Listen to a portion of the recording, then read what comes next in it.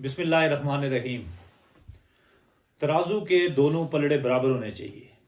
یہ وہ بیانیہ تھا جو مسلم لیگ نون اور اس کی قائد محترمہ مریم نواز گزشتہ 4-5 ماہ سے لے کے چلی تھی۔ اور جب پہلی مرتبہ یہ کہا گیا کہ ترازو کے دونوں پلڑے برابر ہونے چاہیے تو اس کا بڑا تمسخر اڑایا گیا۔ مختلف ٹی وی چینلز کے اوپر اس بات کو بہت زیادہ ڈسکس کیا گیا اور یہ کہا گیا کہ عدالتوں پر اثر انداز ہونے والی بات ہے۔ لیکن ایک ایسا وقت بھی آیا کہ جب آہستہ آہستہ یہ بات زبان زد عام ہوئی اور اب نوبت جو ہے وہ اس مقام تک آ پہنچی ہے کہ اب سپریم کورٹ کے ججز بھی اس بات کو اب محسوس کرنے لگے ہیں کہ ترازو کے دونوں پلڑے برابر نہیں تھے۔ اگر ہم ہسٹری میں جا کر دیکھیں تو میاں محمد نواز شریف کے ساتھ جب پاناما پیپرز کے حوالے سے جب کیس سپریم کورٹ میں چلا تو اس وقت یہ کہا گیا کہ جناب اس کے اندر انصاف ہوگا۔ اب تو باجوہ صاحب کا بھی جو انٹرویو آیا ہے اس میں یہ صاف کہا گیا ہے کہ میاں نواز شریف بہت زیادہ پر اعتماد تھے کہ وہ اپنی بے گناہی ثابت کریں گے، لیکن اگر میاں نواز شریف بری ہو جاتے تو فوج کے پلے کیا رہ جاتا۔ یہ الفاظ باجوہ صاحب جو کہ چیف آف آرمی سٹاف ہیں ان کے ہیں۔ اس کا مطلب یہی تھا کہ مسلم لیگ نواز نے جب یہ کہا کہ ہمیں کیوں نکالا تو اس پر بھی تمسخر اڑایا گیا اور یہ کہا گیا کہ اب یہ شاید یہ بات کہتے کہتے سیاست سے آؤٹ ہو گئے ہیں۔ لیکن وہی مسلم لیگ، وہی میاں نواز شریف اور اس کی پارٹی دوبارہ اقتدار میں آ گئے اور آج بچہ بچہ پاکستان کا یہ کہنے پر مجبور ہوا کہ ترازو کے پلڑے کبھی بھی مسلم لیگ نون کے حوالے سے گزشتہ 5-7 سالوں سے وہ اس کے حق میں نیچے نہیں گرے ہوئے تھے، بلکہ عمران خان کو ایک جوڈیشری کے لاڈلے کے طور پر سامنے لایا گیا اور اگر 2014 کے دھرنے سے لے کے آج تک یہ کہیں تو درجنوں بلکہ سینکڑوں مقدمات کے باوجود اس کی گرفتاری نہیں ہو رہی اور وہ بڑے آرام سے دھڑلے سے ایک مقدمے کے بعد دوسرے مقدمے میں جا کر یہ کہتا ہے کہ میرے ساتھ وکٹمائزیشن ہو رہی ہے اور پھر عدالتیں اسے ریلیف دے دیتی ہیں۔ کون سی گاڑی ایسی نہیں ہے جو جلی نہیں ہے، کون سا پتھراؤ ہم نے نہیں دیکھا، سرکاری املاک پر حملے ہم نے دیکھے، پاکستان ٹیلی ویژن کے مرکز کے اوپر حملہ اور اس کے بعد جو گاڑیاں جلی گئی، جو پولیس والوں کو،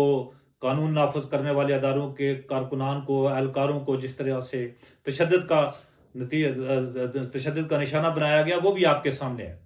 تو آج اگر سپریم کورٹ کے اندر سے یہ آواز آئی ہے اور گزشتہ روز ایک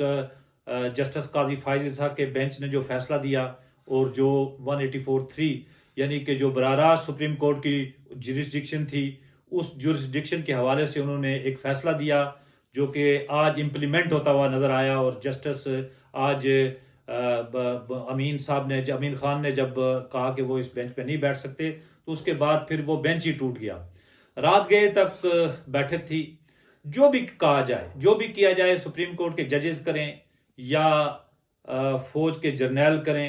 مسلم لیگ نون اور ان کی اتحادی جماعتیں اس وقت خم ٹھو کر میدان میں موجود ہیں اور الیکشن کے حوالے سے یہ جو رٹ لگائی جا رہی ہے پی ٹی آئی کی طرف سے، یہ الیکشن بھی ہو جائیں گے۔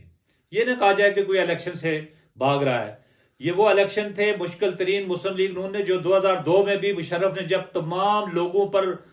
جو یعنی مسلم لیگ نون کے ٹکٹ لینے پر بھی پابندی تھی اس وقت بھی مسلم لیگ نے لڑے، یہ پھر 2008 میں بھی لڑے، 13 میں بھی لڑے، 18 میں بھی لڑے۔ ہم نے وہ الیکشن بھی لڑے جس میں کبھی بھی پلڑا ہمارے حق میں نہیں تھا، تو ہم الیکشن سے ہی بھاگنے والے نہیں ہیں۔ انشاءاللہ جب پلڑے برابر ہوں گے، جب لیول پلینگ فیلڈ ملے گا، مسلم لیگ نون بھرپور طریقے سے عوام کے سامنے جائے گی۔ کھڑیاں کا جلسہ آپ کو یاد ہوگا کہ گزشتہ روز ہی یہ کہہ رہے تھے کہ جو رات کے اندھیرے میں لائٹیں جلا کر مینار پاکستان میں خالی کرسیوں سے خطاب کرنے والے، ان کو کیا معلوم کہ روشنی میں جلسے کیسے ہوتے ہیں۔ اور پھر جو مہم چلائی جا رہی ہے مسلم لیگ نون کے خلاف، اس کا بھی کوئی خاص اثر عوام پر نہیں پڑ رہا۔ انشاءاللہ جب 8 اکتوبر کی جو ڈیٹ دی گئی ہے اس ڈیٹ کے اندر الیکشن ہو گئے، مسلم لیگ نون کامیاب ہوگی۔ نہ اس سے پہلے مسلم لیگ الیکشن سے بھاگی تھی نہ اب بھاگے گی۔ انشاءاللہ جب لیول پلینگ فیلڈ آئے گی، جب ترازو کے پلڑے برابر ہوں گے تو مسلم لیگ کو الیکشن کے میدان میں کوئی نہیں ہرا سکتا۔ مسلم لیگ کے جیالے، مسلم لیگ کے متوالے اپنے انتخابات کی تیاری کریں۔ انشاءاللہ اعلیٰ عدلیہ کے ججز کو بھی اس کا ادراک ہو گیا۔ جب انصاف ہوگا تو ہمیں اس وقت انصاف لگے گا جب ہم یہ دیکھیں گے کہ ترازے جو